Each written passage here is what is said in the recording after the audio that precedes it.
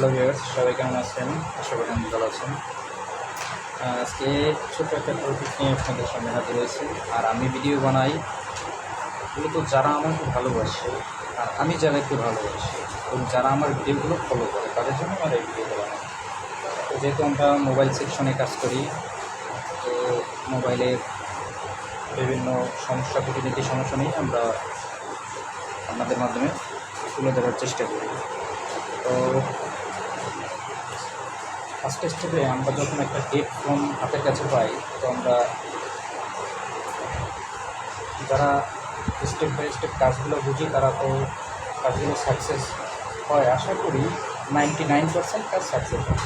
যারা সরাসরি ফোন একটা পাওয়ার সাথে সাথেই সিপিইউতে লাড়া দেন বা হিট দেন বা সিপিইউটাকে ড্যামেজ করে ফেলেন, বোর্ডটা ফুলিয়ে ফেলে দেন, তাদের জন্য আমি বলবো ভাই চেষ্টা করেন, লিগালিভাবে চেষ্টা করবেন যে আপনি যতটুকু জানেন তার ভিতরে সীমাবদ্ধ তা না, আপনি জানার চেষ্টা করবেন এর সমস্যা কোন জায়গায় আছে, সমস্যা বের করার চেষ্টা করবেন। তো আশা করি সাকসেস হবে। আমি যে ফোনটা পেয়েছি, যেহেতু ভিডিও করার লোক নেই তাই আমি নিজেই ভিডিওটা বানালাম সিপি সবাই। তো সেটি পাওয়ার পরে দেখলাম কাজ করে, তারপরে মোটামুটি চেষ্টা করলাম। স্টেপ বাই স্টেপ পাওয়ার সেকশনে যখন আমি কাজ করি তখন কিছু ভোল্টেজ মিসিং পেলাম। তারপরে অবশেষে পাওয়ার এসিটা রিভলিং করবে, তো ওখানের পরে আমি কিছু সিপিইউ থেকে যে সিগনালগুলো তার কিছু লাইন মিসিং দেখতেছি এবং জাম্পার হয়ে যাবে। তারপরে স্টেপ বাই স্টেপ এভাবে কাজ করতে গেলে আর আগে যদি আমি সিপিইউটাকে রিভলিং করতাম বা উঠিয়ে দিতাম, তাহলে যেহেতু একবার রিভলিং করা আবার রিভলিং করে কোডটা ড্যামেজ হওয়ার সম্ভাবনা বেশি আছে। তো আর কাজ করতে হলে ডেট সেকশনে কাজ করতে হলে দেখানোর চেষ্টা করি। ডেট সেকশনে কাজ করতে গেলে আমাদের অবশ্যই কম্পিউটারে যেহেতু কম্পিউটার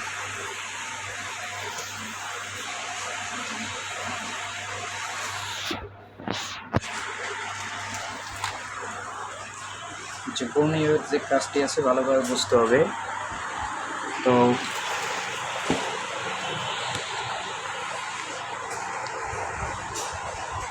বর্ণীয় সম্পর্কে একটা ভালো ধারণা থাকতে হবে এবং মোটামুটি রিসার্চ করতে হবে। ভোল্টেজ ভ্যালু জিআর সম্পর্কে একটু ধারণা নিতে হবে, তারপরে কাজ করবেন সবাই। কাজ করলে অবশ্য লিগাল ইস্যু যেটা আর কি, তো সব কিছুরই একটা সূত্র বা আমরা যে সময় লেখাপড়া করছি তো লেখাপড়াতে সূত্র অনুযায়ী করছি, যেমন বীজগণিত পাটিগণিত যে অঙ্কগুলো ছিল তাও সূত্র মতো, ঠিক মোবাইলেও সেম ক্যাটাগরি একই রকমের। যে কোনো ক্ষেত্রেই আপনার সেই সূত্রকে অ্যাপ্লাই করতে হবে। আপনি ভোল্টেজ ডিভাইডার সার্কিটের জায়গায় রেজিস্টার জাম্পার করে দেবেন, তাহলে তো কাজ হবে না। তো মান বুঝতে হবে, ভ্যালু বুঝতে হবে, কোন রেজিস্টারে কী কাজ, কোন ক্যাপাসিটার কোন জায়গায় করতে হবে, কোন জায়গায় রিমুভ করতে হবে, কোন জায়গায় রিমুভ করার পরে বসাতে হবে, এগুলো মোটামুটি ধারণা নিয়ে কাজ করতে হবে। তো আশা করি মোটামুটি যে কথাগুলো বলছি বুঝতে পারছেন। ধন্যবাদ সবাইকে।